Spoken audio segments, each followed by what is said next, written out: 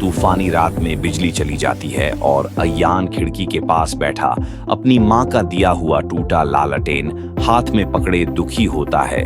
तब जोया धीरे से पूछती है, अयान, हम इसे ठीक क्यों नहीं करते? लेकिन वह निराश होकर कहता है कि अब कुछ भी ठीक नहीं हो सकता। तभी दादा जान गर्म शॉल लेकर आते हैं और बताते हैं कि उसकी माँ यह लालटेन हर रात इसलिए जलाती थी क्योंकि छोटा सा उजाला भी भटके दिलों को रास्ता दिखा देता है। जोया उत्साह से कहती है कि हमें इसे ठीक करना चाहिए और दादा जान के साथ छोटे औजारों की मदद से वे तीनों मिलकर लालटेन को ठीक करने की कोशिश करते हैं। दादा जान मुस्कुराते हुए कहते हैं कि जब हम चीजें साथ मिलकर ठीक करते हैं तो हम खुद भी थोड़े ठीक हो जाते हैं।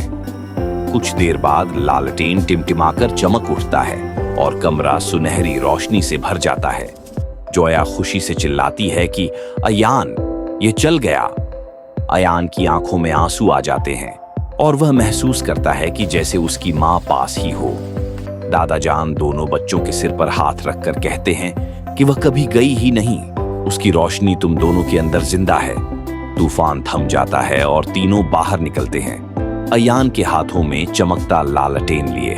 और जैसे ही सुबह की पहली रोशनी गांव पर फैलती है, अयान की आवाज गूंजती है, कभी कभी जिस रोशनी की हमें तलाश होती है वह हमारे भीतर ही होती है।